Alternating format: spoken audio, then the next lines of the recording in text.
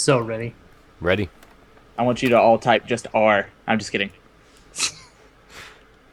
Welcome to Midnight Podcast. We have Yesik Zeke here, Sup? Misty, Hello. and Phil. Hi. And a all lovely been- 9-month time gap. Yeah, and a lovely 9-month time gap. They've all been here before, so everybody should be familiarized with everybody else. And since I'm lazy and stupid, everybody else came up with the topics, so Yesik is probably going to be leading this one.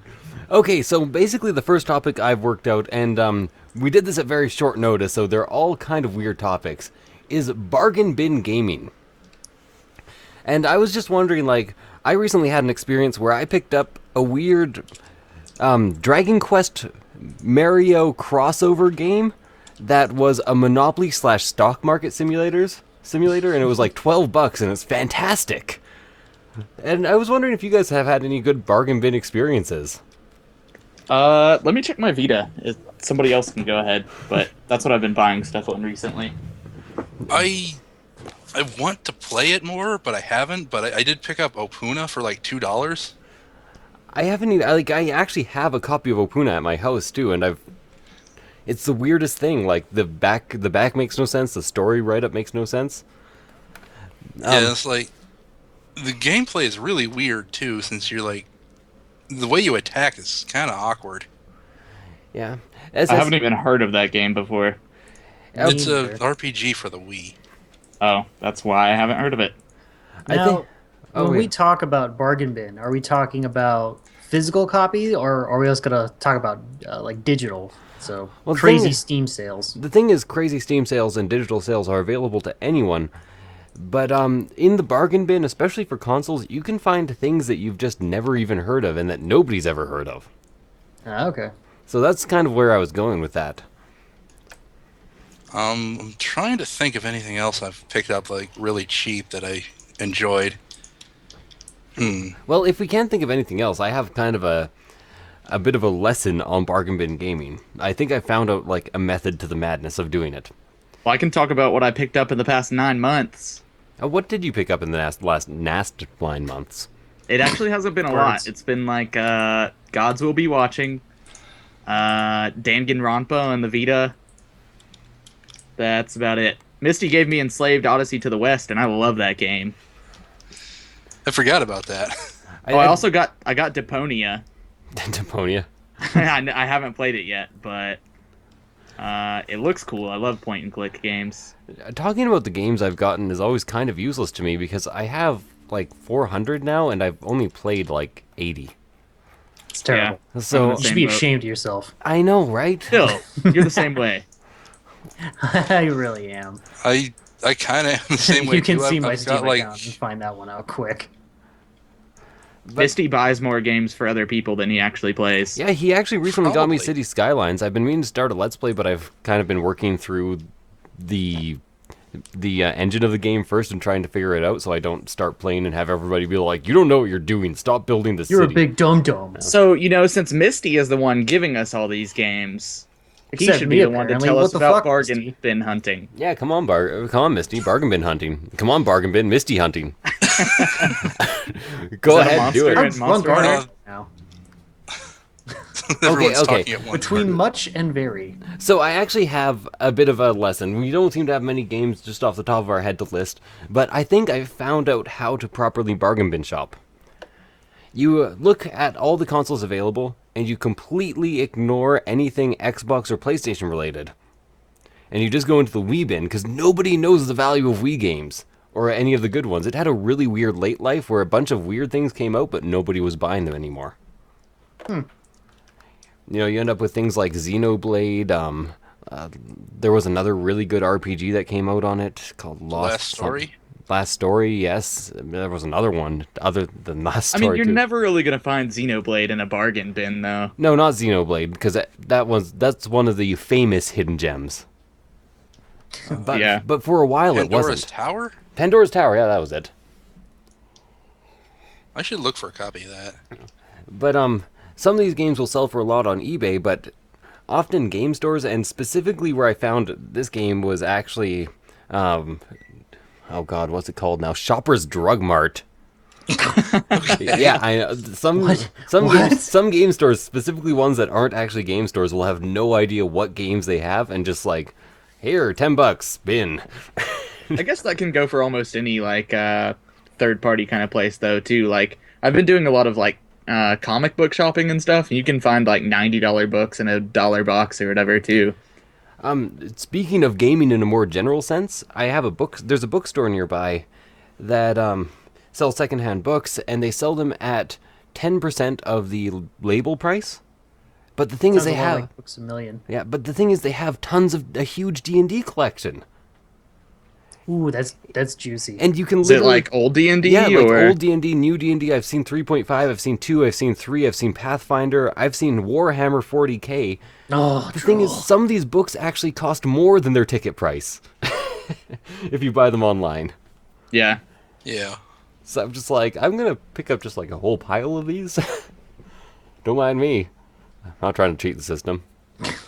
you should totally cheat the system. It's there to be cheated. This And system- cheating is okay as long as you enter cheat codes instead of modding the system. Yeah, exactly. Modding, right. not okay. Cheat codes and exploits, all the way. Unless you're playing a Bethesda game in real life, then you can totally mod it. That's true. Because you have to be the one to finish it, unfortunately, because Bethesda never finishes their own games. Right. Yeah.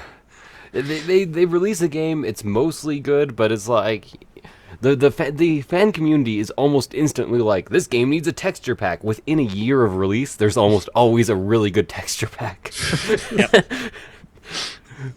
This needs a stability patch, and yet it's a fan who did it. Yeah, and you're like, one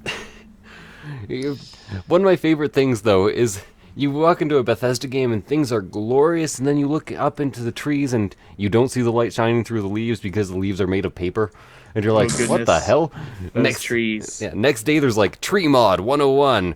Have the light shine through your trees. Dynamic lighting So system. delicious! You're like, who is this army of unpaid programmers making these? Well, I The think internet. actually I heard somebody recently did they like made this whole entire mod as their thing to get a job there. Oh yeah, Application. there That's was what I actually a trying to think huge of. thing where Bethesda picked up a bunch of amateur programmers who were doing mods for their game and just picked Yeah, them up that. and put them on staff. Okay, actually, while we're on this subject at random, even though it's really a strange subject, there is actually a mod that's being developed, and it's been developed for like the last several years, where somebody's trying to actually recreate all of Morrowind in Skyrim. And I recommend looking up the Google images for this because it is looking really good. I always liked Morrowind. Yeah. It has like all the crazy mushroom trees, and it's I don't know why there's no release of it yet. Maybe they haven't mapped out the entire zone, but it Well, looks that would glorious. take a while. I'm actually going to very quickly add at least like a couple images of this so that people can see it. Yeah, it's called Skywind. Skywind. There's like that there. Yeah, just Google image, and they're doing fairly well. If I do You know what say I so want to myself. see in a mod? I want to see somebody do like a Skyrim game in Fallout New Vegas or something. Oh god, like an arcade cabinet. What do you Or mean, just like a an Fallout. arcade cabinet? You mean just mod in all the weapons from Skyrim to Fallout New Vegas, or? No. I mean, like, literally have everything from Skyrim in Fallout New Vegas. Oh okay. Everything. Just Well, basically have the given whole Fallout game. New except- Vegas' massive instability, I don't know if it could handle that. You know, Okay, Fallout 3. I'm not sure how that would work. I always had a really. There was one thing I had a lot of fun with in Fallout, and that was making people explode and then finding the smallest giblet of theirs and steal all the stuff from it. Oh god, That was a great part that's of Fallout. horrible. That was like, hey, a chunk of meat. Good thing it has all their clothes on it and their weapon. Somehow, space time, wibbly wobbly. Timey-wimey. That's right. Just for the record, that's going to be the picture in the background on when I upload this. The Skywind? The thing that I just posted in Skype. No, I completely missed it. Yeah, I Oh, actually have. That's what Oh. Okay. that's what came up when I looked up Skywind. So I've actually got to go see this really quickly. Oh, I see. It's yeah, you guys will see it. Anyways, I actually had one more thing to say, but I completely forgot. Oh yeah, sorry, I do remember. I actually had a really fun experience when I played through Fallout New Vegas for the first time, because I actually did play it like Skyrim. Very early in the game, you can get something called the Rebar Club, and that thing will last you beginning to end of the game. Oh wow. There is nothing that can stand up to a good hit with a Skyrim club. I just remember this one situation. In New Vegas, everything melee and unarmed was incredibly broken when the game first came out. But I just remember there was this one hostage scene where like some people were taken hostage in a big open area, and it was supposed to be a really hard scene, and I didn't even give them a chance to talk to me. I just ran in with the rebar club and killed everything. And my friend watching was like, that took me hours. And I was like, yeah, but nobody expects a guy with a rebar club. And he was like, No one sees that coming. See, like, I developed the habit of doing that in video games, and then I went on to Dark Souls, and that didn't go so well. yeah, you can't really tank your way through Dark Souls. And I'm not even talking about just like the hostile guys in Dark Souls. I'm talking about like the passive guys too. Like I just assumed that they were enemies, and it just didn't go. Oh well. my god, you killed the passive guys? On my first playthrough, I killed a lot of the passive guys. Like the I may have NPCs done that that give too. you stuff and stuff. Yeah. Yep. Those ones. Yep. Everybody. Wow. Okay, so since we have wandered way off topic, I say we move on to the next one. Sounds Sounds good. good. The next topic in my list, because I have accidentally minimized it, is YouTube bait. There's way too much of it. Yes, there is. It's everywhere. It won't be stopping anytime soon. Yeah. So I'm a little unclear on what you mean by YouTube bait, and some of the people listening might be too. So we should explain exactly what we mean. Okay, YouTube. Five Nights at Freddy's 3. Okay, the thing is, Five Nights at Freddy was, at least the first one, as far as I could see, was a well-programmed game. It deserved the credit it got. But let's say there's good YouTube bait. There's like Amnesia, Five Nights. I haven't played it and I won't play it, but I will agree that it looks fairly well programmed. But then I'm not even going to talk about the sequels to Five Nights, but every day on Steam there are like 3 bad horror game releases that are just like full of jump scares, and like there also appears to be a simulator influx that is entirely reliant on YouTubers giving them hell in order to sell. Yeah, So- it's just a quick turnaround Like programmer. Goat Sim and What game is this? Any game, like right now there is. Goat Simulator. No, I mean the Red. simulator one. Okay, well today there is Tennis Elbow 2013. What? Hector, there's another horror game, although I think I might have heard something about Hector, but it looks like a bunch of jump scares. Let me go further Looked in like the past. garbage to me. Definitely not worth $15. Here we go. Let's go Hector. to upcoming. Mushroom 1.1. That doesn't seem like a simulator. Oh, it's another platformer.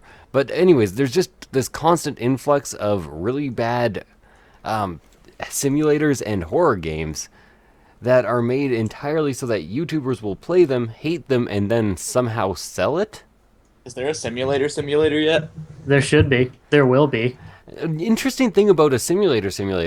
The second we create a simulator that is capable of simulating the Earth in real time or the universe in real time, then it is impossible for us not to be in a simulator ourselves.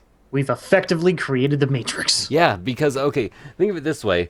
If we have a simulator that perfectly replicates the entire universe, which could happen, things are always getting closer to it, that means that that simulator will create a simulator that will effectively replicate the universe eventually. Meaning that simulator So will create... basically, does a set of all sets contain itself? So essentially, if that happens, it's impossible for us to be the first in that chain. Well, space and time is infinite, so it's entirely possible. Yep. So if we ever create that simulator, we are all a simulation ourselves. so the beginning of time was really just someone creating us, like as a simulator. Some kid playing a game. Yeah. And so then Titus Some Andronicus kid kills who his went own too daughter. far. But wait a second. I would like to say this one more time. This is only on the assumption that we will eventually create a perfect simulator. Which may or may not happen. Yes.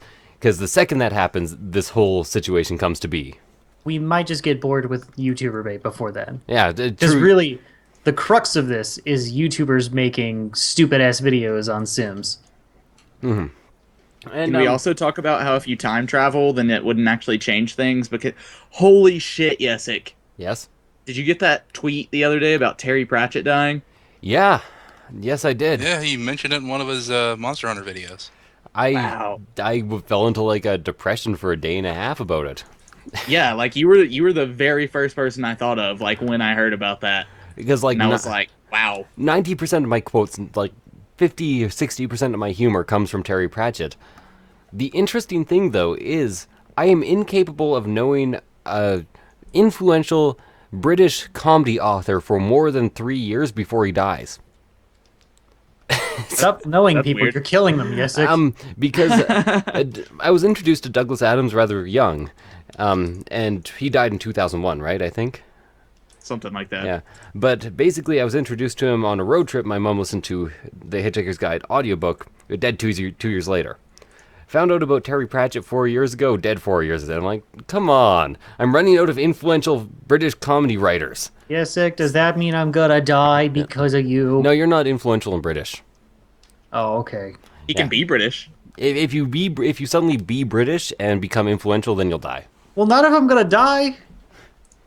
Does he have a 3-year time gap of when he becomes those things, or since you've known him? I don't know exactly. I'm I think assuming I broke it's. the system since we've known each other for like 2 years now. I think it's when he becomes that. Then there's a 3-year gap.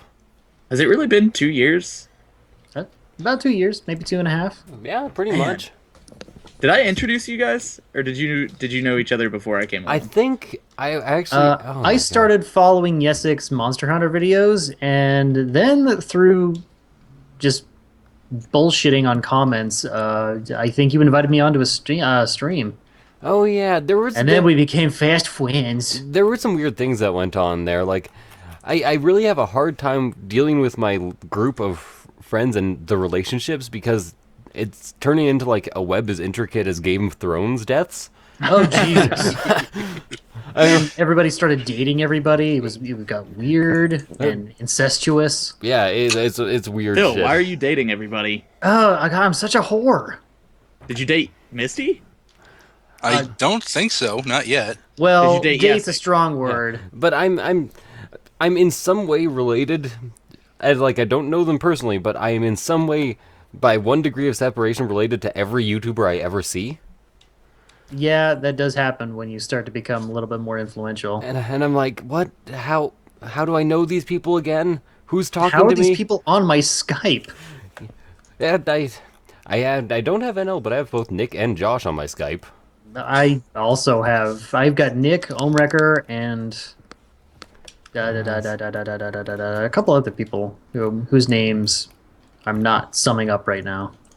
Yeah, it's weird. You somehow just get to know everybody, and half of them are PR people who you only talk to once, and you're like, am I supposed to delete this contact?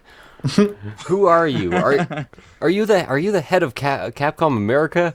Did I talk to you at some point? I don't know. Did you give me a beta code? Am I supposed to still say thank you, or Was I being paid for this? I don't know. It's weird. are you I gonna can't harp on me remember for what still happened not 5 minutes doing a ago, review let of your alone a game? year ago. Exactly. So the lesson learned from this whole entire little spiel Is here fuck YouTube is- bait. Yeah, and Yes. delete all of your friends, and the ones that are important will add you back unless they get offended, and then they won't. Exactly. Which- And then they'll you call know- you out on Twitter, and then you can add them back. Yeah, And exactly. if they, delete, if they bitch about it, then they're probably whining little bitches and don't deserve to be your friend anyway. Exactly. And then you have a friendless Skype list. There you go. Don't have to be in any social How to circles. not have Problem friends. solved. It's weird. We have these topics. We are really failing at sticking to them. Who Essentially, cares about topics? Podcast sticks to their topic. I'm not entirely sure I dislike the. I may dislike the amount of YouTube bait, but I'm not sure if I actually dislike the concept of YouTube bait. Because, there are some YouTubers who I'm willing to watch play a really bad simulator, for instance. I'm not one for the rage throughs, so, Yeah, I tend not to watch any rage throughs. best wishes to them, but I'm not going to be watching any Markiplier or PewDiePie. But, Why would you? if somebody who was fairly calm and collected played a game that was truly unplayable, you know, I don't mind watching a bit of that. I think the only problem is the sheer number of them these days. Of It's unplayable impossible games. to keep track of them. Yeah, like essentially you get 2 or 3 new releases on Steam a day, and that's not even including like the 5 emails you get from really bad indie game companies who are like, "Hey, cover my game. You do indie reviews," and I click on their link and I actually download their games every time. They're usually unplayable. I only ever got one email from people asking me to play their game, and without, like, not me sending out emails, but somebody sending me one, and it was it seemed like something that somebody would make in their, like, very first programming class, like specifically for video games, like maybe even like their very first assignment in that class. Like, it was pretty bad. I've had people email me things that are essentially bad versions of Flappy Bird with only one sound effect, and that sound effect is I'm like, Jesus, are you fucking with me? Like, I almost Is my sound card broken, or is this the game? I almost wanted to make a video on that, but it was like so boring. Like it was it was actually Flappy Bird with geometric shapes and a really badly drawn spaceship. If anybody's listening that's a game developer other than Mega Master X, can somebody do that except with Yesik's voice and maybe have the 3 of us, the 4 of us as playable characters? Thanks. Just with the Just have an image of me flapping Yes, my that. wings. Yeah, but it has to be Yesik doing the. Yeah, it can only be Yesik doing the Just but you loop can the also sound. use like thumbnails of everybody else as playable characters. I like it. Cut, move on to the next thing. So, essentially, a lot of this whole list that we've gotten to is about localization, and region locking, and why in hell's name? I realize there's some things that need to be translated specifically for censorship reasons, but why are games never just like handed to their fans and like copy and pasted through Google Translate? Have you played any Atlas games translated into English? Oh, no, I don't care. I don't care how bad the translation is. Sometimes I just want the game. As long as you can Sometimes understand the gist of it, it doesn't tend to matter. And you know, the poor translations actually kind of add character. I miss the old bad translations that we used to get. Yeah, I remember It's 'cause some you're game on glad Game for Boy information. Advance where, like, I don't know, it was like you just got the skill Fireball at level 2, and it would be like, Fireball, you skill received, or something. It was awful. You know, even really, really good famous JRPGs, Final Fantasy VII. Continue? Of course. Do you guys remember that? That was awesome. Oh my god. I love saying off course. I always wanted to be off course. I'm always off course. Of course, just like this podcast. Yep. So, game companies, if there's anyone listening, and I know there's not, but maybe this will get to you. Maybe there are. You don't know. Yeah, I just please throw all your text into Google Translate. Put giant blurs over anything you need to censor, and give us your games. We will buy them. We're fucking talking to you, Capcom and Bandai. Yes, this is specifically targeted at Capcom and Bandai. I want my goddamn Super Robot Wars. I want it now. And why do I get banned from Monster Hunter Online if I'm caught being American? Come on, I'm paying, assholes. Why don't you want our money? We will go out of our way to give you money, and you're not letting us do it. Because all four of us, that's right, all 4 of us are selfish Americans. Yep. There's only 4 of us. Yeah. All in America. We all wear cowboy hats. I live in Alberta, so I'm pretty much a part of Texas. So yes, cowboy hat. Yeah. Makes sense. I actually I own a truck. God, you're already a Texan. I know. Well, essentially, what happened is I wanted a truck because I'm a fairly big guy. This is a completely unrelated story. How tall are you, Yisik? I'm 6'3", but most of it's in my legs. You're a goddamn giant. Yeah, but it's all in my legs too. So in vehicles, I have a hard time. So you're just an oddly shaped giant. Yeah. Is there a difference between damned giants and non-damned giants? Yes. Yeah. What's the size difference? That doesn't matter. No, it just depends But on. you said there was a difference. Well, It I'm just not gonna depends tell on you. how much God You gotta hates find you. out yourself. I'm clearly the damned type. It's his Fair glasses. enough. Fair enough. I apologize for the dog barking, by the way. Oh, that is perfectly all right. I didn't. But you'll hear have to it. kill the dog for next episode. I don't think the rest of the family is going to like that. Well, More have to blood for buck the up. blood god. and turn its skull in for corn. Yeah, so any other stories or opinions on localization, things you guys couldn't get a hold of or were looking forward to and then just never arrived? Phantasy I Star just want to Online? talk about how. Okay, Yeah, yeah, Phantasy Star Online's a good too. one. I thought that was coming out here. They still say it is. But it's not. Sorry, one more you were saying. Like I said earlier when we were talking about bargain bin stuff, I picked up Danganronpa. I don't know if you guys know what that is. No. I will look it up Haven't right now. seen it.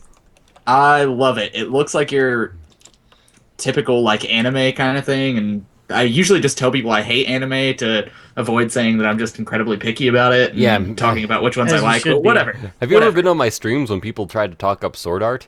Yes. I'm like, shut up now or be hurt. Yeah. Dot Hack did it better. Don't make me and get even the then. murder machine. Oh, now I want to watch Dot Hack again. Except I had a weird thing with Dot Hack and Gundam, which are both childhood animes for me. I mean, like, I watched them when I was very little. I was a young boy. I was expecting a tiny bit of action, not giant robot dramas / online gaming dramas. Oh, Dot Hack was such a drama. Like that wasn't action at all. No, unless there- you played the video games were action. The animes or anime were total dramas. The Dot The games are so good. The .gu series was one of my favorite RPGs of all time. I really need I to mean, pick up it is a PS2. great one. Yeah. I hear they're actually making another Dot Hack, but I also heard that they're done making them, so I don't know what It's to been think. done so many times. Well, with SAO now and also Logon. Log Horizon.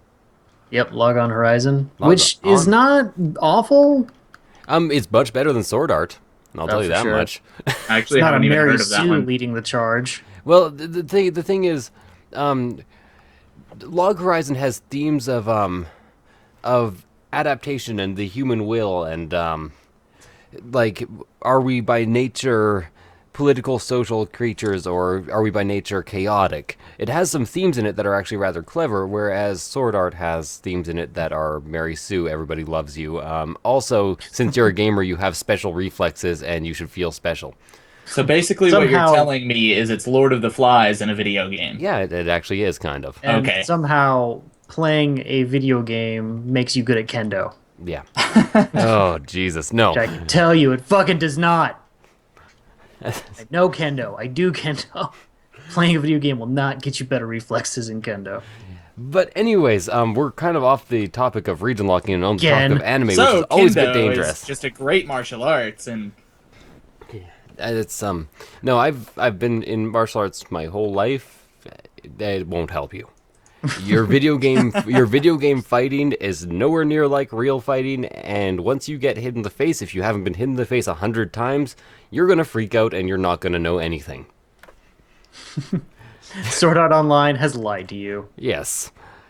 And so has most of your other animes. Just pretty much you've been lied to your whole life about everything. except for Samurai Champloo, that was 100% truth. All of that is true. That was actually a true story. It was based on a friend of mine. God damn it. Seems legit. It's legit. I actually have a friend. Never mind. Go ahead and tell it, please. No, they're not perfect analogs because clearly nobody is as good as martial arts as the two main characters in there. But I've always been in very traditional martial arts and have always stayed calm and like sword and like being steadfast and like very strict Shotokan karate, not Shotokan karate. That's a very different thing. Don't look it up. Learn your Japanese properly, assholes. Shotokan karate, so incredibly strict and disciplined. And I had a friend who I'd fight with all the time who did like capoeira, street fighting, boxing. Wait, capoeira is real? Yes, of course How capoeira do is you know real. it's not real? Well, there was this episode of Bob's But it is Burgers. with Capoeira. Capoeira. Capoeira. Is it? Okay, let me give you a quick history lesson here on capoeira. Capoeira was invented by Brazilian slaves because they were not allowed to fight on the plantations. So they actually had to disguise their fights as dances. Okay, see, like, I thought it was fake just because of this episode of Bob's Burgers. Does anybody know what episode I'm talking about? Yes. I Yeah. Okay. haven't seen Bob's Burgers. Well, a basically, it's like this dude dancing. charo or chiro. Capoeira is very real. It's based on old African, well, martial arts in quotation marks, tribal fighting.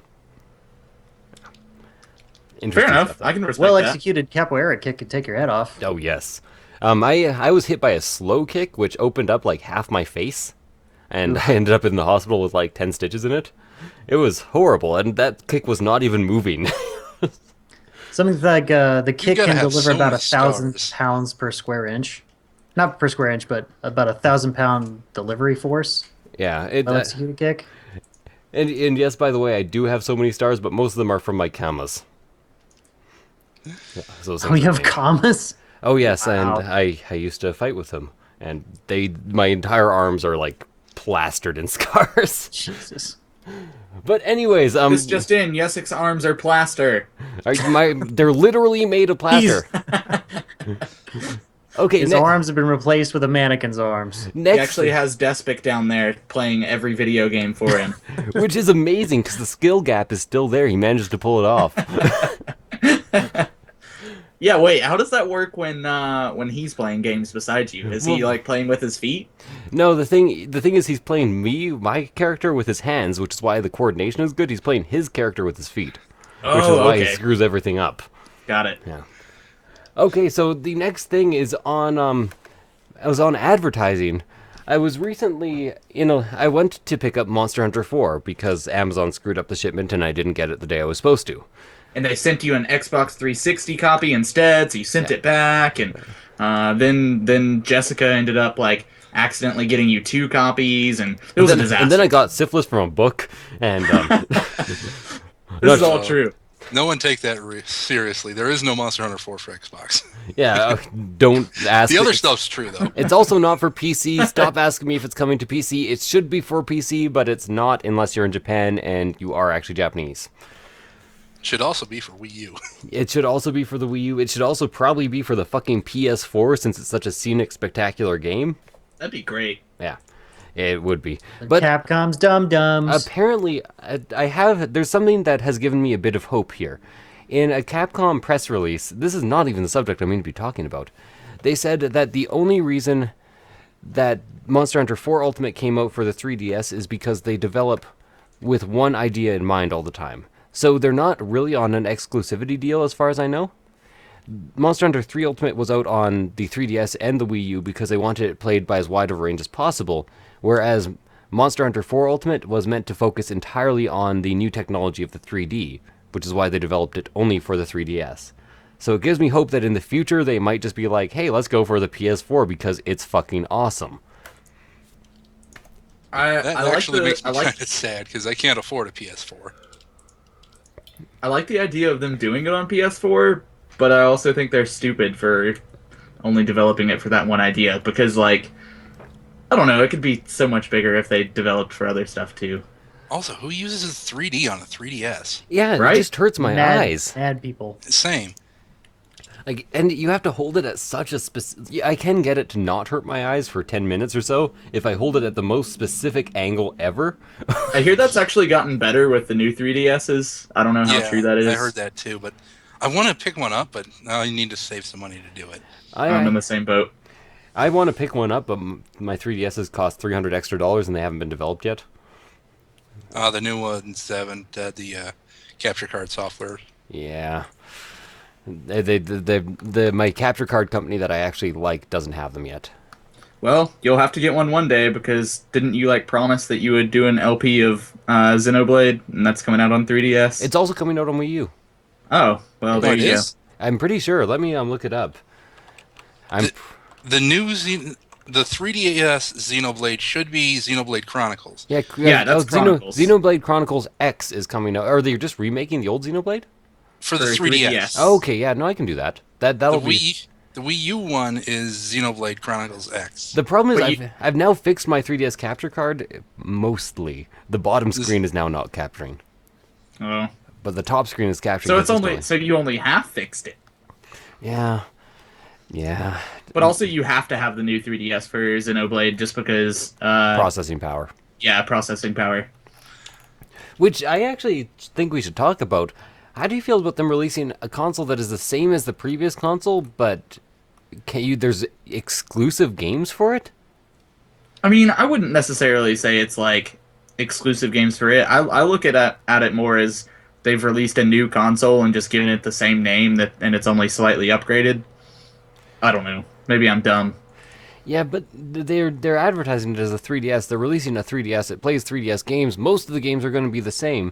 The only difference between the two is that one has like this tiny little analog stick that I don't like its positioning actually, and it can run it is odd positioning. It can run like 1 or 2 extra games. I'm sure that more people are going to develop those bigger games for it, though. I'm not sure. Nintendo seems to be having a hard time with third-party publishers, other than the big ones. That's because they don't want to take the risk. Yeah, I don't know. I kind of like don't want to have to get a new one, but at the same time, I could use the second one for like Pokemon reasons.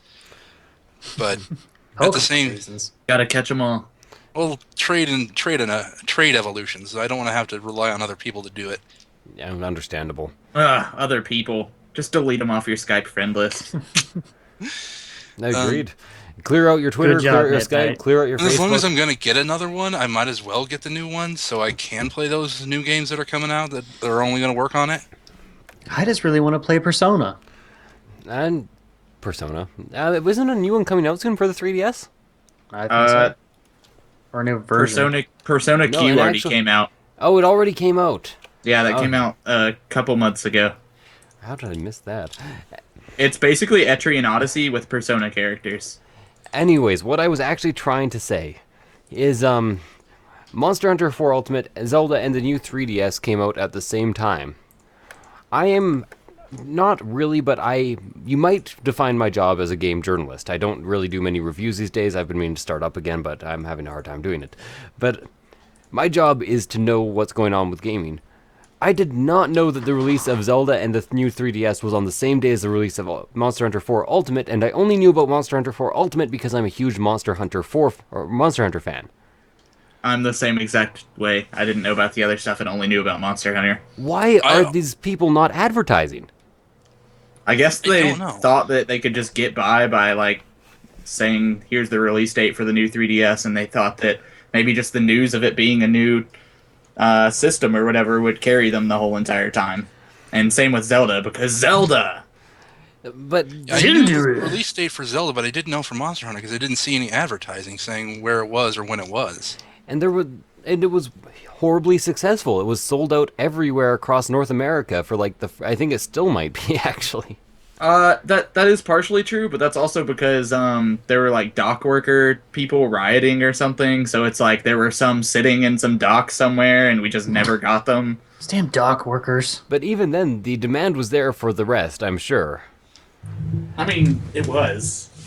Because I heard so many people unable to get a copy on day one. I ended up there early in the morning. So yeah, I had to go like 30 miles out to get a copy. Oh, God. Yeah. So I think there's a huge problem with video game companies not advertising these days, especially ones that have unique titles that might sell that aren't Call of Duty. Because I had Have you guys heard about the new Monster Hunter Call of Duty crossover? You know, that'd be funny. Although, saying this, watching YouTube, I've seen some ads for Codename Steam for the 3DS. That looks pretty awesome, even though I don't even know what it's about. I just like the art style.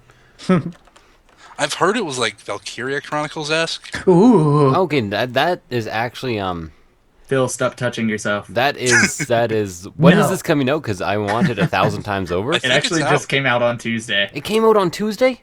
Yep. I'm leaving. I'm just kidding. Podcast over. I'm done. This just even adds like to the conversation more about like this is a valid point. I didn't know about it. Nobody told me. Nobody was talking about it on Twitter because they might have advertised on YouTube a couple times, but I didn't see it. Yeah, it's Too many like, people and are not talking everybody about- gets the same ads, especially if you live in a different place. Yeah. Put up some I got Mexican ads sometimes while I was in Fresno. like the thing is, I know banner ads don't work, but they don't work because people are advertising bullshit on them. If you were advertising games that I cared about, or that I would like to know about, those would work if I saw like Monster Hunter 5 on a banner ad. I'd be like, really? The hell's this Monster all Hunter about? themed porn. Yes, it's all over that. Oh yeah, I'd be all over it. No, I'm pretty sure Yesek stars in it. Yeah, I star in that porn. Not that I would know or anything. You know. Don't lie. Anyway, There- Codename Steam got 3.5 on Metacritic, but it got 4 out of 10 on GameSpot. But who cares about GameSpot? Okay, but Metacritic GameStop's still a thing. Metacritic sucks too. What did people we care about say about this game? I don't know. What people do we I care? can't remember who was talking about It it, actually, but I know. It actually reminds me of Beautiful Joe. Oh, I wish Beautiful Joe would come back. Come back, senpai. The art What looks hero very we similar, need. and so does like the weird comic book style that I'm looking at right now. Interesting. Yeah, it's Yeah. definitely a cool looking game. Probably not one that I'll pick up anytime soon, just because I don't want to pay $40 for it. But The other thing is I don't know. They like you said it has a 3.5 on Metacritic. I actually loved Valkyria Chronicles. Oh, so good. And that didn't get horribly good ratings either because people were like, "What's this? What? I don't understand the concept of this game. It's turn-based, but it's not, and it's first person. What? I don't know." Yeah, My fuck off caveman forever. brain can't process this.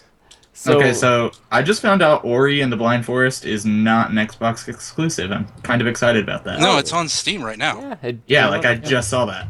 a couple days back. Yeah, so We're going gaga over it. I really think that especially companies who are not mainstream publishers or who are not actually Nintendo or Sony should probably advertise their games a bit more. Because the game companies that I know of that get pumped tons of money are like Rockstar, Bethesda. Do you guys have any? That's basically who I would Anything name. EA. EA. The companies that make tons of money who sell their games. What's the difference? Except they're garbage. Sell their garbage. What's the difference between them and companies releasing things like Codename Steam? They advertise more. I hear about the new Call of Duty months before it comes out, and I don't even play Call of Duty. Because you're not a weak baby cult or a weak casual baby. Okay, you know, okay. Filthy Calling down the Call of Duty people, all cool and stuff, very fashionable, but you know, it's a playable game, especially the first Advanced Warfare. I played that when I was 14. Actually, I heard there's this big thing going around about they're supposed to remaster Modern Warfare 2. Now they're making it a bit weird because they're like NHLing it and releasing it every year. Ugh. That's been going on for a long time, though. Yeah, but It has. with a shooting game? With a competitive I've also shooting heard game? that it's like Yeah, with Call of Duty. That's been happening every year for a long time. I know. they're releasing it every year, but I also hear that it's 2 different studios, so it's actually 2 years between development of each game. Still feels like the same thing to me. Yeah, It's still hot garbage. still hot CS:GO for garbage. life. And I know Battlefield says that they only release every 2 years, but they release Medal of Honor in between every game, so it's like basically every year. And this hardline garbage. Yeah. I actually haven't followed Hardline at all, so I don't. Yeah, 'cause it's I garbage. think Why you're a would you? criminal or something. Okay, I don't know. I Here don't. it's just cops and robbers. I don't actually like Battlefield. I would never buy it, never play it. But there was one night I was very drunk, and there were a bunch of people in the living room, and we were like, "What should we watch on YouTube?" And I'm like, "I don't know, Bonus Round." And it turned out Bonus Round is a compilation of really fucked up Battlefield glitches, which is very, very, very much worth watching. The elastic neck glitch. Yeah, there's tons of good stuff. I can hear our viewers typing it into YouTube right now. Yeah, no. Speaking of elastic necks, this kind of goes back to Monster Hunter, but you know that Nursilla armor you wear sometimes? Yes, I know of it.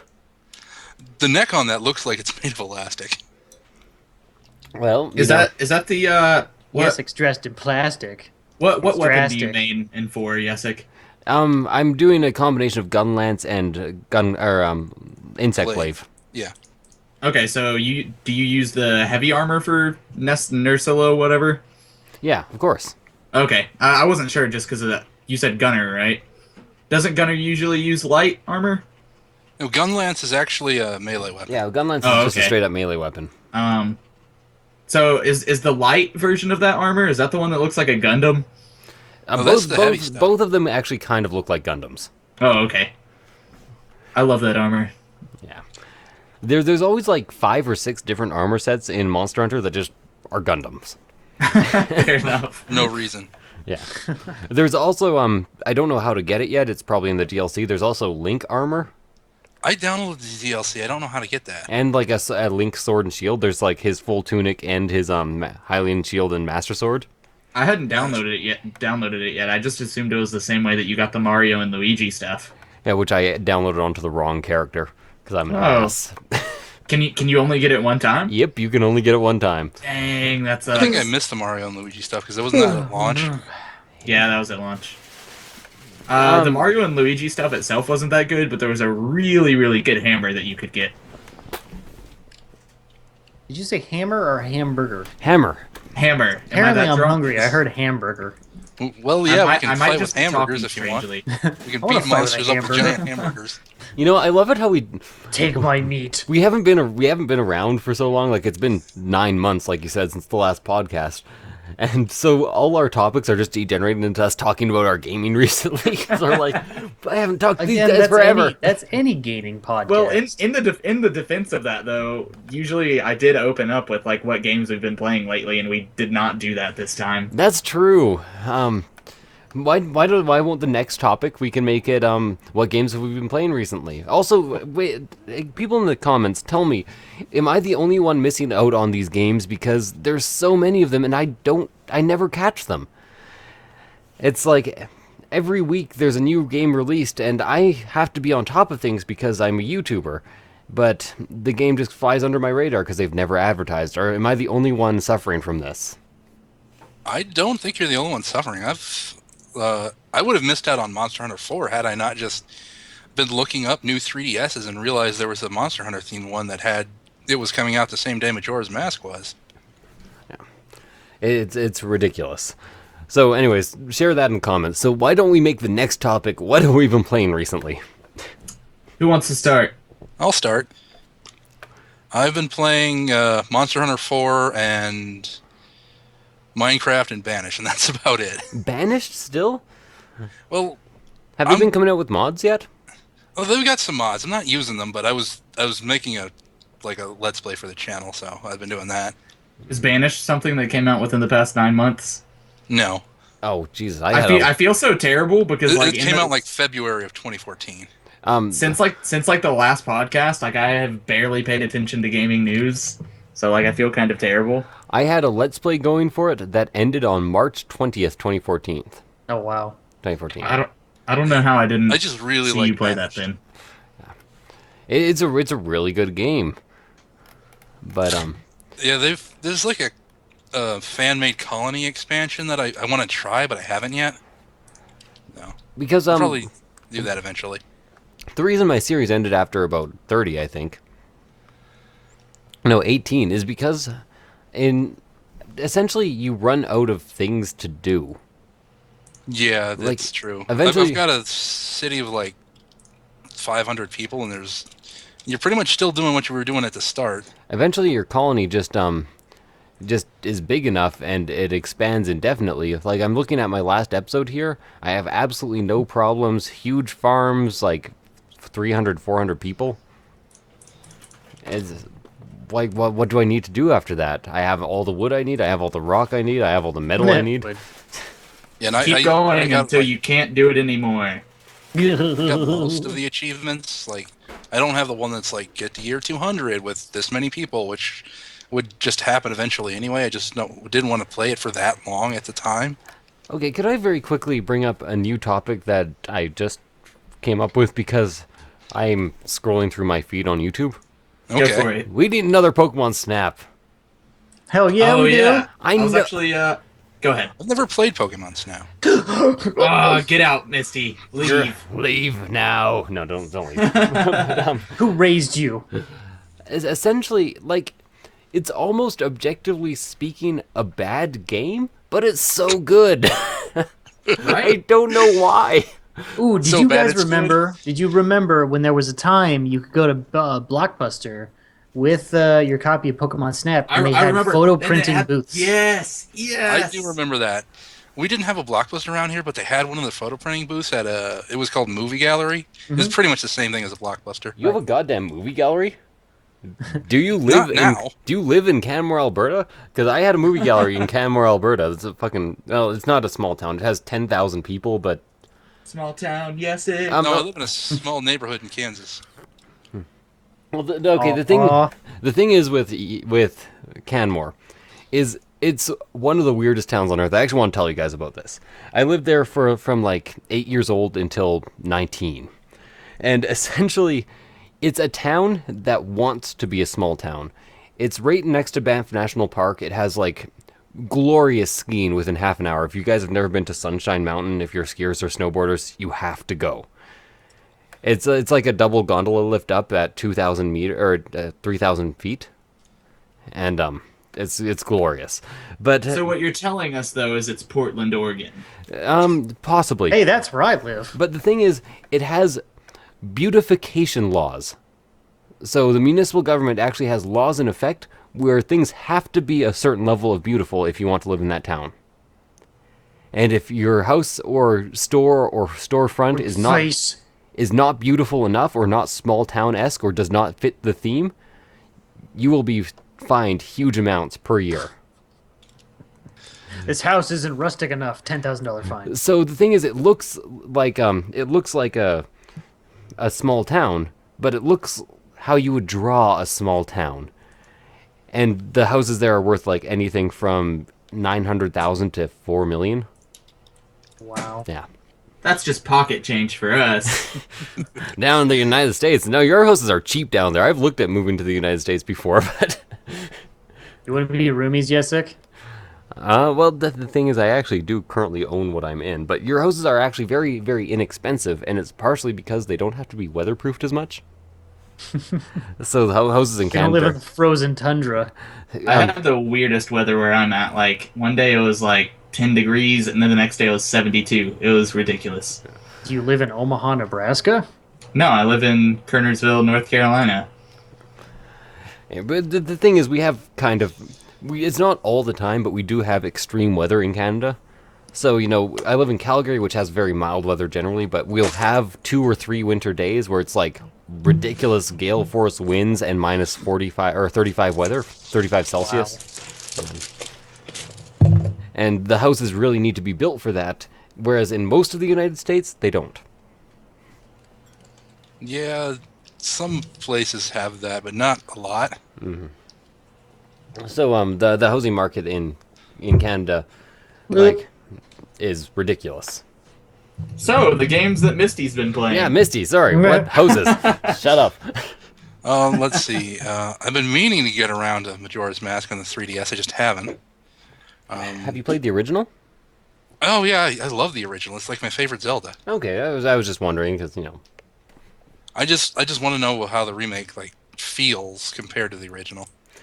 I hate to be constantly directing people towards videos, but the completionist actually did a retrospective that just compared the 3DS to the original and said what was added to it, and that is a really good video for knowing exactly what you're buying if you want to buy the 3DS version. Well, I got the 3DS version kind of for my birthday for free because my nephews $5 sort of discount, right? bought it for me, although it was really like their mom that bought it for me. Oh, by the way, guys, oh, never mind. I'll say this after because I'm talking about taxes later. Okay. And Monster Hunter 4, I've been playing the crap out of that. It's like one of the only things I'm playing. I know how that feels, man. I keep trying to start up new series, but I'm playing like I have 70 hours on Monster Hunter so far. Jesus. I think I'm like close to 100 or so. And So I've just been farming armors and stuff because You you guys are gotta. making me feel really bad because I had that much time like within the first week. Really? okay, Yeah. Did you just take a break from life? to be very fair to you, Yeah, I did. I was held back by the fact that I didn't want to make any progress off camera. Oh, that's fair, yeah. So I would be 200 hours deep right now. But I didn't want to record 200 hours. Start up my 3DS and check what my actual hours are. I kind of want to do that. Yep. Actually, I'm going to do that right now. Actually, no, I'm not because Monster Hunter is in my car. Everyone here has Monster Hunter?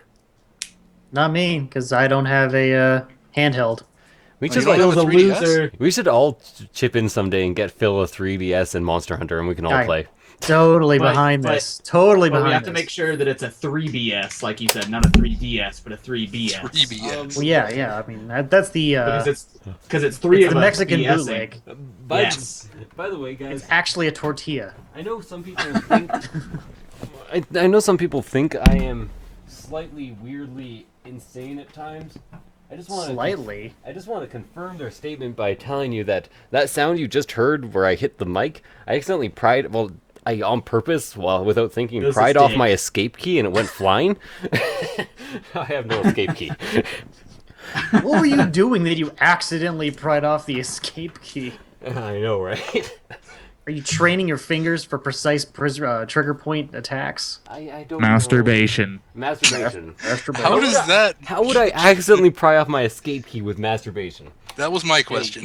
A super aggressive masturbation. Oh my Yeah. god. I finally found my escape key. He was masturbating with his keyboard. You'd Don't know ask. that because it'd make it sound kind of like. Yeah. Here, I can actually emulate the sound right now by not masturbating on my keyboard. Okay. Yesic, stop it! This is a podcast, not Yesic playtime. We're rated G on this podcast. I actually don't know for sure, but if you go on iTunes, there are like X-rated podcasts, and I don't know like what is actually in them, but I'm pretty curious. By the way, when I say we're rated G, I mean we're rated G for German porn. Yeah, we're actually Yeah. in those X-rated podcasts that I was talking about. Okay, well, next. dramatic readings of Sasquatch I've got like 303 hours, or not 303, 103 hours in it. So Okay, so is that pretty much everything everyone's been playing, or have we not moved on? It would fucking ask me. We God haven't damn. even- Okay, I think I'm the only one that Okay. went. Phil, your turn. I have been playing a lot of Hotline Miami 2. Yes. Because it's amazing. It's got its own problems, but it's awesome. And that level designer, when it comes out, is going to be sweet. All I'm saying is I hated the dodge roll. Yeah, fuck that. Fuck the dodge roll. That messed me up so many times when trying to just run a level. Right? And yet, at the same time, everything else is kind of buggy. Like, not picking up items is always Oh yeah, that was bothersome at times. kind of a pain. That's more of like a challenge run type deal. I liked the gimmick with the chainsaw and Chainsaw Gun Brothers. Yeah, I loved But that. at the Ash same and time, something. yeah, they're not programmed entirely well. So what happens is the gunner gets stuck or lags behind, and you have to kind of plan. So what I ended up doing throughout my entire playthrough is I used the gunner as bait, because the AI is reactionary to sounds, so gunshots. So I use that and lure him out into a corner and go chainsaw crazy. That's basically what I did. It's basically what you have to do. It's a little bit broken. So maybe a bit exploitable in terms of AI, but good otherwise. Oh, I mean, like, Otherwise, yeah. you can't complain too much about that, though, because there was a lot of stuff that you could exploit, even in the first Hotline Miami. Oh yeah, absolutely. But I mean, the whole point of getting through it was, finding certain exploits, because Yeah. the game is inherently hard. It was And it's designed- so it's much more designed that way. difficult than the first one, too. Even like the first third level was difficult. Yeah. So they definitely designed it within mind of people who've already played it, and it's kind Yeah, of like I because took there is no pride- tutorial section. Actually, NL was talking about that during his review, where he actually said, and I agree with him, he liked that it was designed for people who have played the first game. So instead of the difficulty curve picking up back at the beginning of Hotline Miami 1, it kind of picked up after that. Yeah. Wait, Yeah, like I took pride in being good at the first one, and I was like, I'm just gonna breeze through the second game. And then I was like, no! Some You're levels saying it took if me I an haven't hour to played get either, through. I shouldn't play the second one until I've played the first one. Play the Apparent- first. You'll enjoy it, and it will also make your playthrough of the second one more enjoyable. Just make sure that before you move on to the second one, you do get all of the collectibles in the first. And I know that sounds like a daunting task, like right now, but it's actually not. It's really not. No, as long as you get a guide ready, it's not. And you need Yeah. to, because there's bonus levels after you complete it that will unlock segments of the story that is interesting. Yep. like Okay. perhaps a secret cult, and that they may or may not be Satanists. Well, not Satanists, but may or may not do demon worship. That was a fun level. Yeah. Okay, next. I'm pretty sure we've had Midnight and Misty. I haven't gone Oh, yet. sorry, not Midnight. Phil and Misty. But, Phil and I are the same person, so... Basically. Yeah. Okay, so am I essentially. going next then? Yes.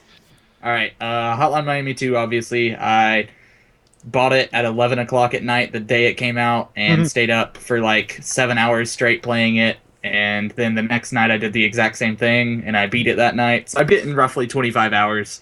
I love the game. I just love Hotline Miami in general. But like Phil Took you said, 25 hours to beat it, you casual?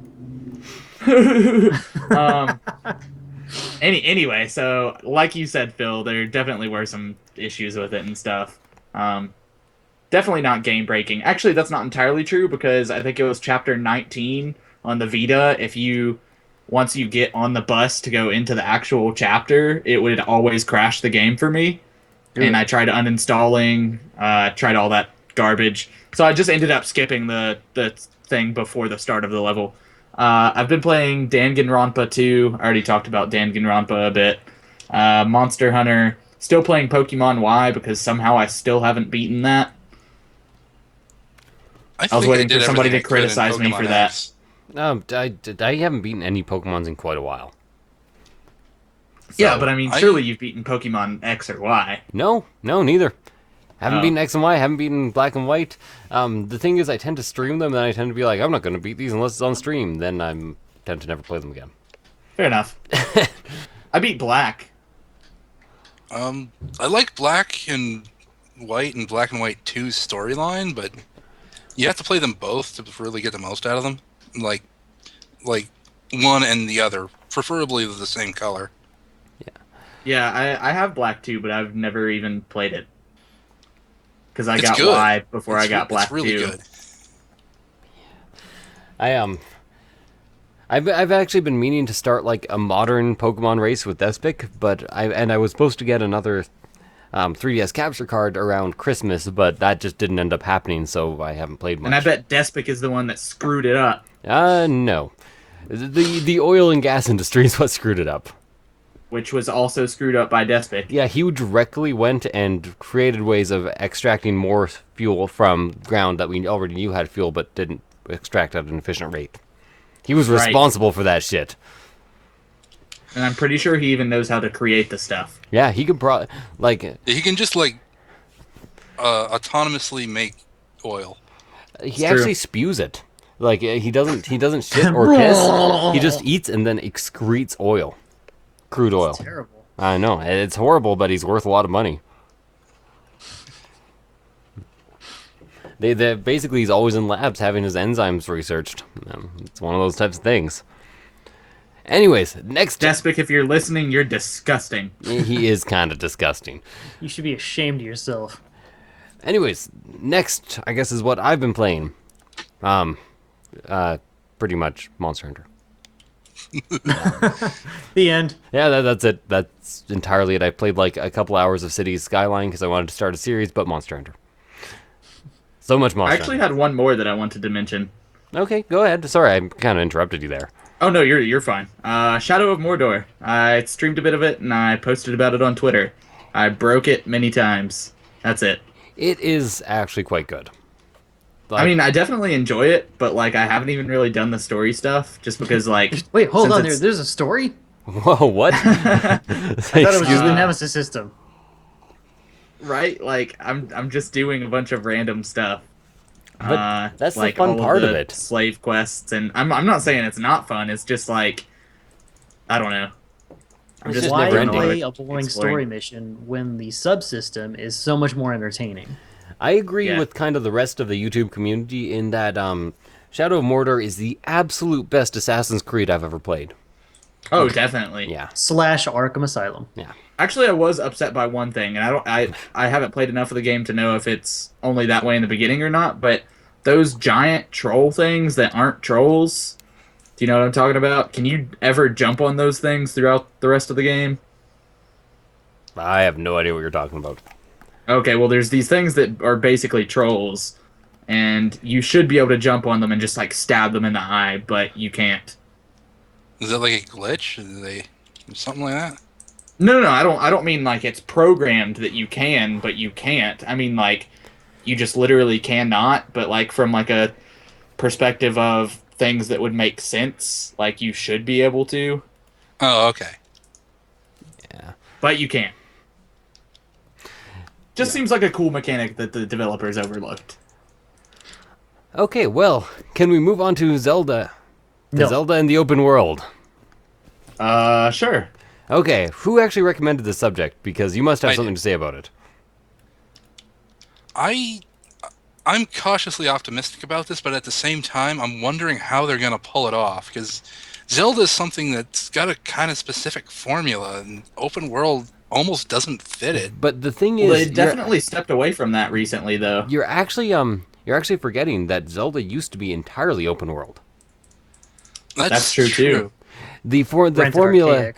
the regular Zelda that we now know and love, or at least somewhat, some of the new ones I I did kind of play find. Zelda 1. Some of the new ones I actually find to be complete shit. Like Zelda 2. Yeah. Well, no, Zelda 2 was a forget that fine game in its own right, but it was not a Zelda game. It was just a weird Like offshoot. Bioshock 2. But anyways, but when I think about it, like at first I was like, what, open world?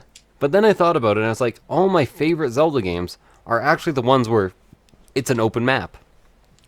Like, there's always something to do in Ocarina of Time or Majora's Mask, which are my two favorites.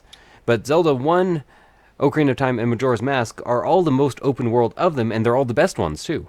Because there's But it's always also like, things to explore and to same- do. at the same time, while it is open world, there's still a direct formula that you have to go through to beat the game. Not in the first one. In the first Zelda, you could pretty much do any dungeon in any order. There were a couple dungeons where you needed an item from one dungeon to beat them, but generally you didn't. So I thought think- we were talking Ocarina and Majora. I know, but what I was saying is that I think that the open world actually suits Zelda, and that my favorite games are the most open world of them. Wind Waker, Yeah, that It- was it- really open world. it had an order, but it felt open world. So the more open world feeling they are, the more I like the Zeldas. And So basically, you did just you have to deceive your players. You probably haven't, but have you played the most recent one, Link Between Worlds?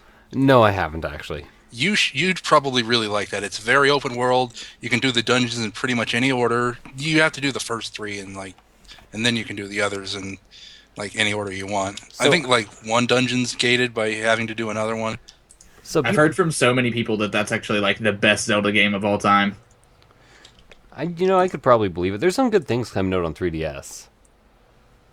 But A lot of good stuff. what I'm pretty much getting at is that I think that people are all freaking out about open world Zelda, but I think they're not making a step forward. I think they're making a step back to the originals.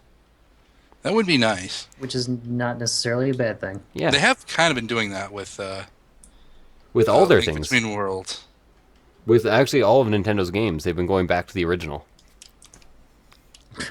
Because that's when it was good. Yeah, like Mario, they've stopped kind of fucking around with, well, ridiculous amounts of 3D. Even their 2D games that have come out recently have been their 3D games have been 2D in a way. Right?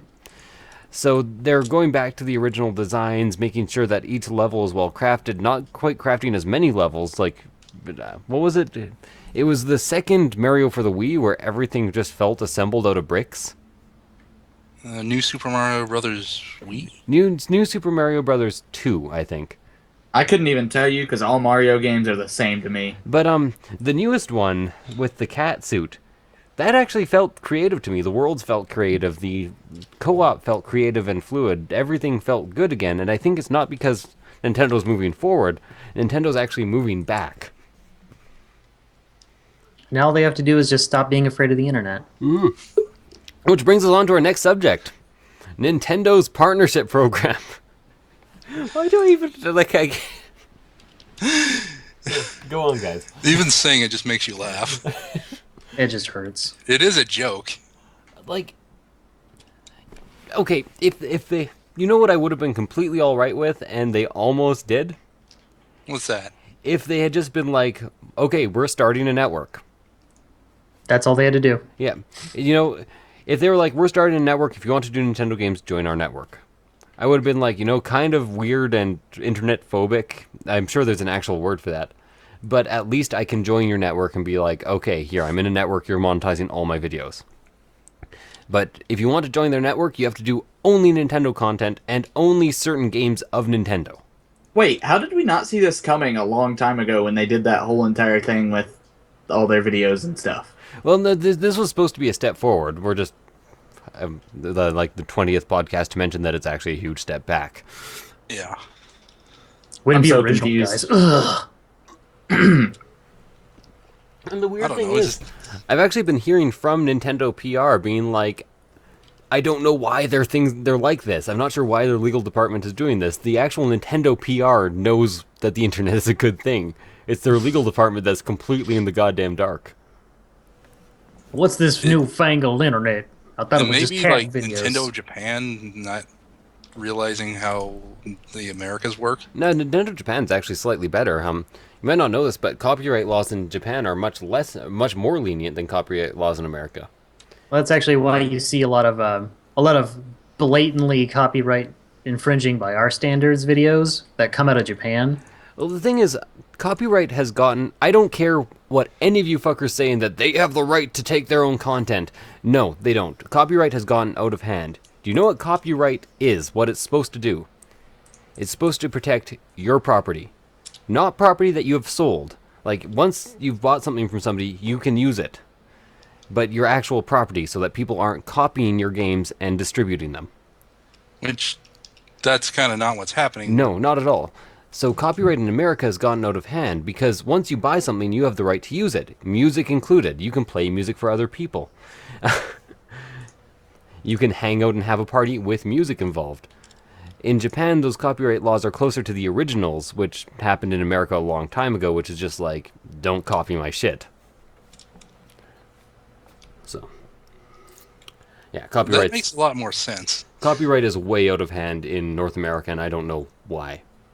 Yeah, I don't know Dum-dums. either. Are we talking about the candy dum-dums or Whatever you else? want. It's literally caused by the candy dum-dums. You don't know if They you know are the actually the soy, sirs, the soy, Soys. the soy, They are they're so the soft. soys. They're the soy sauce. And even like the 20s, 30s, America had a fairly good concept of copyright, and so much so that it was actually a weaker concept of copyright than some European and Asian nations. Like the whole fake book fiasco of the whole jazz age, which nobody knows about because nobody's a jazz musician. Does anyone know what fake books are? I don't do know not. music. I know what jazz is. Oh, okay. Essentially, in the 1930s, 40s, 50s, there was tons of jazz going around.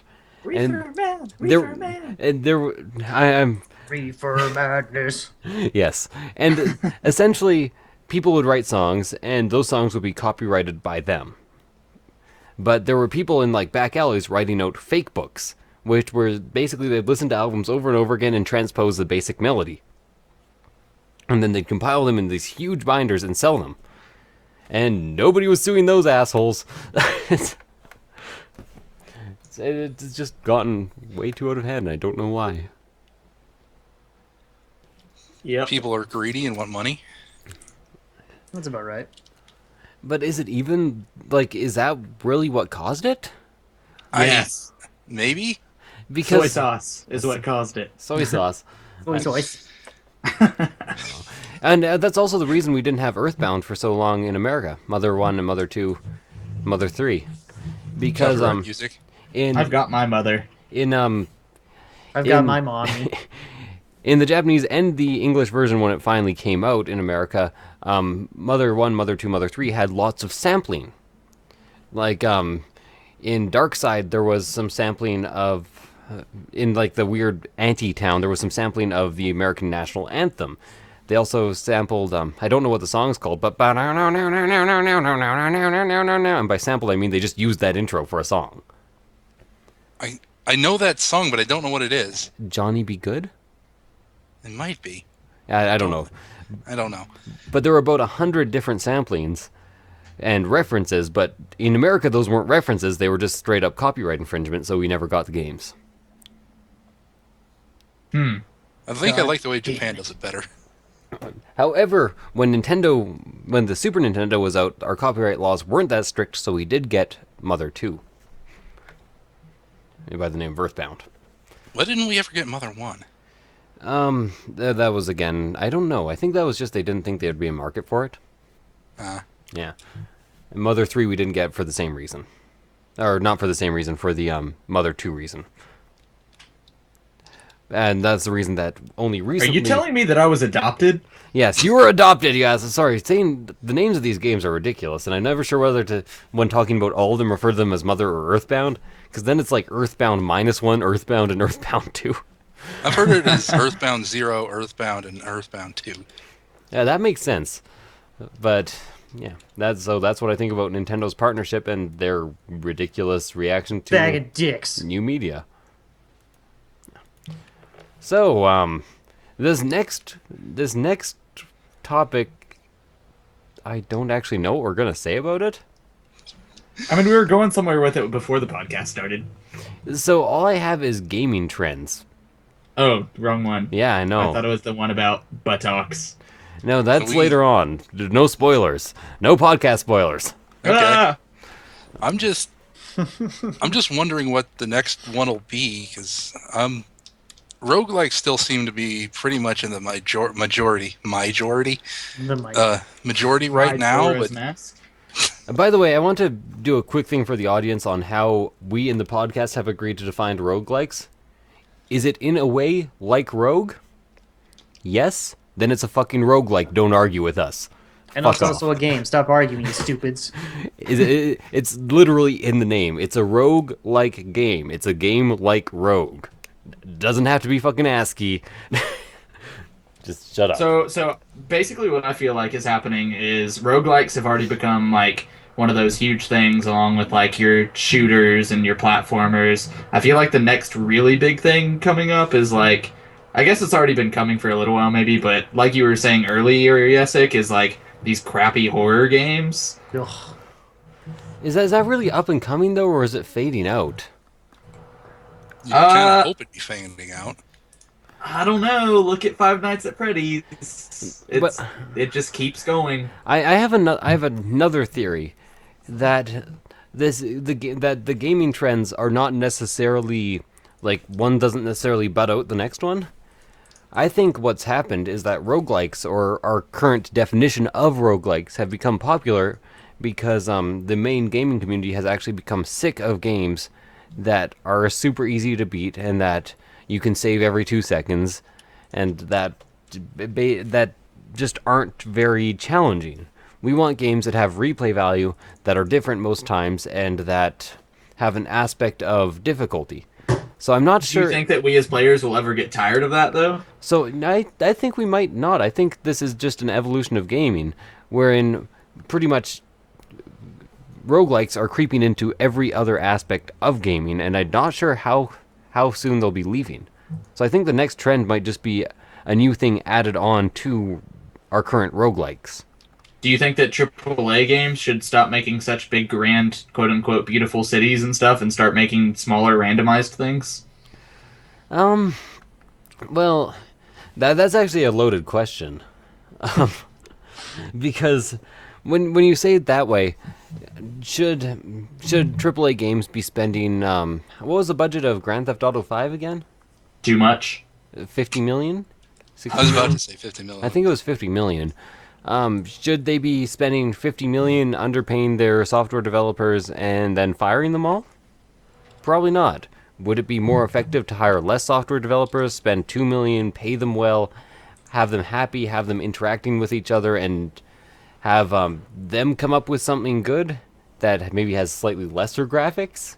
Probably. That does sound like a better idea. I mean, graphical fidelity is kind of something I'm not like super, important to me. I mean, nice graphics are fine, but it's not like I need them to have a good experience playing a game.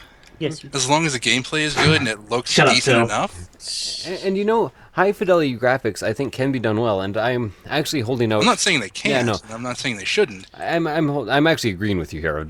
I'll finish. Okay. And I'm really putting a lot of hope on Star Citizen. But Star Citizen, despite what people are saying, is an indie game. And How is Star Citizen doing, by the way? it's actually fantastic. The graphics are fantastic. It's very hard to run on any modern computers, but that'll change over time. But essentially, what you get in an indie game is a love and obsession of the content. So yes, it's a 30 or $42 million indie game at this point, but it's still an indie game where everybody involved in the project is obsessed with the project. They're only hiring people who want to be working there. They're hiring people who want to be modeling these spacecrafts, who want them to be accurate. They're hiring scientists who want to be involved in this huge grand space adventure. And the whole Grand Theft Auto 5, even though it turned out to be a good game, they're like, here's the formula you have to follow. No room for improvisation. Program this. So Yeah. I kind of feel like the way Star Citizen's doing it just would work better. It would make the game better, in my opinion. even if Star Citizen entirely fails, I've had so much fun with the community and listening to like all the flight enthusiasts and actual astronauts talking about how things should work and could work and will work and the interactions that I've got what I've paid for.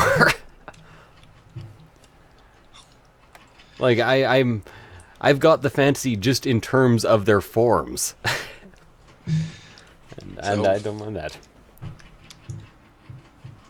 So yeah, I think there is a major problem with the fidelity obsessed modern shooter, and that was very clearly shown with the Order 1822. I almost feel bad that game didn't do super well. Well, the thing is, it was beautiful, but it had no passion. Right. Also, here it was really short. Yeah, it was. It was basically just a movie. It was leave the high fidelity stuff unless that's the point of your game and the passion of your developers. Leave the high fidelity to what are they called now? Like stress tests. They'll do it. I don't want a 2-hour stress test video game. Oh, God. And a lot of the time, I'll turn down some of the graphics just to make it run better. Yeah. All I care about is my 60 frames and stability. 60 frames really does help. Well, that's it for the trends section, I guess. So now for something slightly less serious, butts. We're going to talk about asses in and out of gaming. What do you guys think of asses? All right, Oh, I so guess. I love them. I think we were onto something earlier when we were talking about the opening to Hotline Miami, how you were raping somebody. Oh, More yeah, because I was okay. leading into a question about. Let's drop the lighthearted things. Good old. Yeah, let's just get straight okay. into the rape. Rape talk Yeah. now. Let's go. All right, so Black flag. you're busting in through this place, killing a bunch of people, and you're like, "I'm gonna find this chick," and then you find her after you kill everybody, and you drop your pants and put her on the floor. But it turns out that it's really just a movie, and so that sort of made me think: like, is the whole entire video game really maybe just a movie? Okay. I don't know. Have you Well, finished it yet? The thing. Yes, The thing we it were. doesn't really tell you. The topic here, as far as I see it, is they actually said you want to turn off sexually explicit content in this game. At the beginning, right? Or at some point. Yeah. So, the real question is, should a game skirt around the issues it's trying to address? No. Like, you're buying an M-rated game. Games have ratings for a reason. This is true. Which I actually found out today that the ESRB can change their ratings after a game's already released. That's really weird, but they still have ratings, and they have those ratings for a reason. Like, M games should be played by 18 and up. It's your own choice as a parent if you buy them for your kids. But don't be like, there was sexual content in the games. Yes, of course there is. It's rated 18A. Or Actually, an interesting fact is the only reason why Elder Scrolls games get M ratings is because of user-created content that has sexual content in it. That's weird. That is I very almost strange. don't think that should count. Well, in all honesty, Unless it was like intended that you should be able to do that. the ESRB is as fucked up as your movie rating system in America, which is very fucked up. There's some documentaries on it you should probably look up at some point. I almost Yeah. never pay attention to ratings.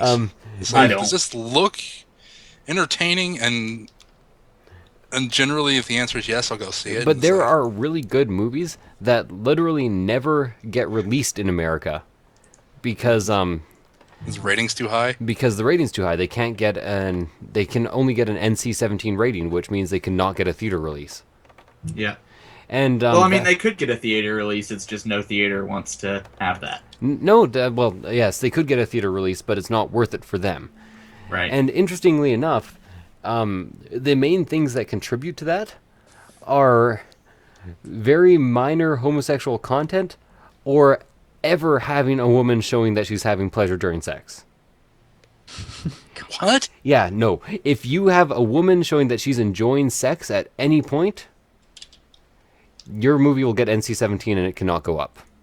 I don't know That if makes that's true. no Look sense. at No, Fight that is Club. entirely true. Look at Fight Club, though. Yeah, but that was in the 90s, in the early 90s or late 90s, wasn't it? It was 99. That seems kind of bass backwards. And specifically, it's a woman achieving orgasm. That doesn't exist. Yeah, clearly fake. That's what the ASRB would tell you. Yeah. But seriously, there's a good documentary on the ESRB. I forget what it's called, but I'm sure you can look it up. It's some screwed up stuff. The American Well, rating systems seem really, really weird. Unfortunately, the video game rating system, which is only centered in America, as far as I know, is almost as screwed up of a system. It's mostly the ratings are mostly chosen by a bunch of like 60-year-old people living alone. Shouldn't there be like a committee of diverse people? Of all ages and Nope, too races. complicated. No, Yeah. no. Most people who decide on anything really are a group of older white people. I don't know why it happens, but it happens. White people. Phil, white people aren't welcome here. Leave. All right. White? I think. No, you're not. No, you're not. Your Skype picture tells me you're black. Okay. Yes, I'm black with fire hair. You're a black pony with fire hair. Makes sense. True. In Anyways, fact, I'm pretty sure Phil is the only human here. but either way, like I That said, you know of. like I said near the beginning of this podcast, I'm not anti-drug, but I'm pro-law. So I still agree with the ratings. Having a rating system is great for video games, but nobody listens to it, That's true. and that makes Especially adults, which, they're buying these horror, sometimes insanely mature subject matter games, and they're just like, whatever. like you can't go to a rated R movie and then be offended by mature content. And the other thing is the Hotline Miami thing. I've seen this happen before in movies. You said there was a scene where rape was going on near the end, or was going to go on, then it was a movie, but that doesn't matter. Just the rape scene is what I want to focus on. Will not talking about the fact that rape is a thing cause it to happen less? Absolutely not. Like, they're not portraying it as a normal No, thing. I think it's probably better to address the situation. They're just talking about it, but people get offended that it's even involved. They want to treat it like it's a non-issue. It happens, and it's a problem. So why is it entirely out of our media? Why is it entirely out of games? Why can't an M-rated game have a scene addressing rape without being like, do you want to remove all the sexual content? Will that offend you? Well, I mean, I can give a very logical answer to this, but it's still sort of nonsensical. They just don't want to offend people that have been raped, but at the same time, like, if those... Okay, I'm not even going to finish saying what I said, because it's going to offend a lot of people. Still the exact same thing. If you have been raped, and I apologize, I have actually known several people who have been raped and dealt with situations involving rape before. Not talking about it doesn't help. Not talking about it really doesn't help, and often not talking about it is the main problem, as in people will pretend that it never happened. They will never press charges. The victims will never get closure. It's a horrible system that we have now, And it's basically being driven by the fact that we never talk about it. Yep. And I don't care who I offend here. If you're offended, please call me out in the comments, and I will verbally rape you. I am Well, giving Your mind grapes. you don't see my Shots fired. you don't see my middle fingers right now, but I'm giving them. You Let's all do gotta it. address the issue to resolve the issue. Let me put it this way: I was in a situation where somebody I knew who was close to me when she was very young was raped, and because of how things were addressed at the time, charges were never pressed, and we never got closure, and we never even talked to the person again. And do you think that was the right way of doing things, pretending it didn't happen? Hell no. Because that screwed her up for the rest of her life to the point where she is quite mentally unstable at this point. Mm-hmm. So I don't care how much you disagree with me. I really think not addressing it and not pretending it's a thing is not the right solution. Right. And I'm really sorry about the serious talk here, but No, I mean, it's all good. we're just talking about media and how it deals with. Are we talking about butts? Yeah, butts. I like them. Personally, I'm a fan of a rather slender figure, so I'm not a big butt or boob person. I prefer lean mass, like athletic. I prefer athletic, but I don't prefer skinny lean because I'm afraid I'm going to break them. It's like It's gotta be like, Except it's like a teacup chihuahua or something. you're just talking skinny right now. I've met people like that who I just feel like I'm going to break them, but I'm talking about actually athletic. Okay. Like have some So muscle as I mass, was have some tone. saying, Yeah, okay, butts. Yeah. it's gotta be Phil, like fair to do middling. you think? Yeah. Do you think that all of Hotline Miami 2 was really just a movie being directed, or actually, you could even say Hotline Miami 1 and Hotline Miami 2 was really just a movie being Ooh, directed? Hotline Miami 1 was the movie, and Hotline Miami 2 is the stuff going on behind the movie. But 2 is what gives you a hint that it is a movie, except for the fact that there's no real closure in the end, No, unless I not at missed all. something. Well, what I'm figuring is they're leaving Okay. it open for additional patches and potential DLC. Well, I mean, the developers have said there's going to be absolutely nothing after Hotline Miami 2, so I don't know if there is going to be anything else. I think Also, that's a flat there's- out lie. I'm just throwing a warning out right now that we're probably going to throw out some huge Hotline Miami 2 spoilers. I know that they said okay, starting right now. I know that they said at the very end, or they didn't say this, but there was the whole thing where no, the whole thing was a movie. Because if you think about it, the chapter select were all different cassette tapes, and you picked different. And then it was also throughout the whole entire thing, you had like the recording stuff going on where like it would the white noise and everything. The whole entire thing is a movie. But just because it's a movie, does that mean it's actually fake? Ooh. There are some movies that Because what are they oh, called? harmful pornography actually exists. Like snuff films, Yep. like actual snuff films. Ooh, Apparently- Manhunt. We need another Manhunt. Oh Jesus! Apparently the first, and I'm taking somebody else's word for this, so do not quote me and look Quoting it up you. before you quote. Yes, Zeke, quote. Before you quote it, apparently there was one there was one film that actually made oral sex popular, like blowjobs, and apparently that was made. I think it was in the early '70s, and apparently it was filmed at gunpoint. Jesus. Eee. I have just quoted you. So, oh shit. So, there is harmful pornography, and just because something is a video does not mean it's necessarily fake. I mean, I guess that's true, but I think that Hotline Miami 2 was fake. In the sense that it was a movie in a video game. But, if I here, I'm gonna actually look something up right now. If you look up Hotline Miami 2, were the videos actually, like, cassette tapes with that you'd normally find a movie on? Did they have a Disney logo on them, or were they homemade? They actually had logos, or well, they didn't have, like, producing logos, but they had, like, the kind of, like,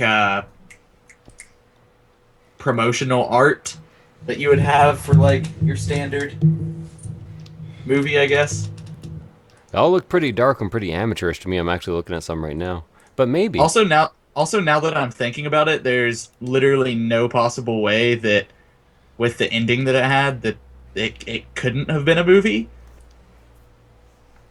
Okay, like I said, there's huge Hotline Miami 2 spoilers. Do you There's a guys lot care of if I say them? inconsistencies. I don't care. No. Basically, in the end, the Russians just send atomic bombs and blow everything up. No, that makes sense. Yeah, there's a Russian assassination on the Russia's president, and then our president gets assassinated basically at the same time. Probably because of the cult that is constantly hinted towards in the first one and the second one. Well, not even constantly. In the second one, they only touch on up on it twice, I want to say. In the first Maybe one, it's it's the actually cult that filmed the whole entire thing, and then I don't know. There's so many theories you could run through it. Yeah, there's too many theories. I think it's real, just a but it's movie. I'm alternate just gonna. timeline. I think it's just a movie. I'm gonna chalk it up to that. That's just the way to keep it simple. Yeah. Anyways, that was pretty much our last topic. Are we done, or does anyone else have something else? I kind of had something in the vein of horror games, but it was really just I want another what's that? Eternal Darkness game, but Oh God! Everybody wants Yes. another Eternal Darkness. Is that the but one the that was based Kickstarter on? of the spiritual successor failed, and it's like that's sad.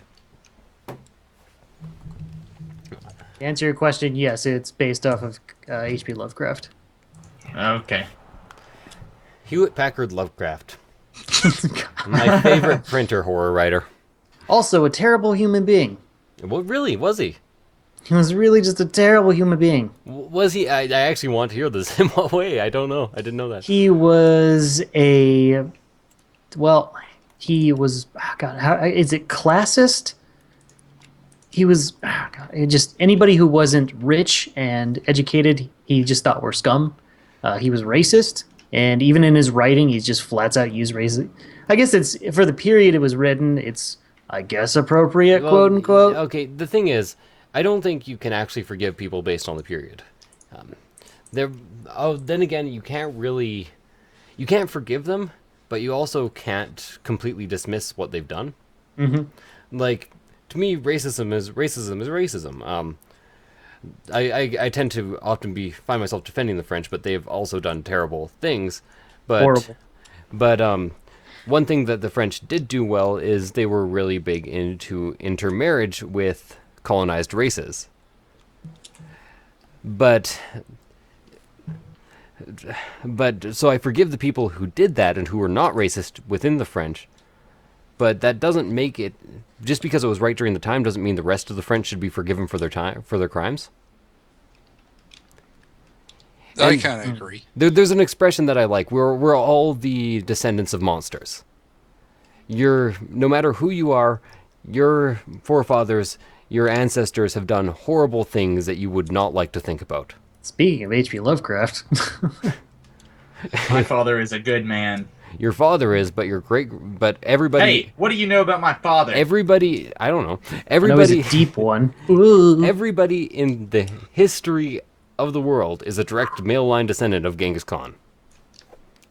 He banged a lot of women. So, fuck it. Your ancestors are all monsters. There's one at least. Wouldn't all of our ancestors be a monster?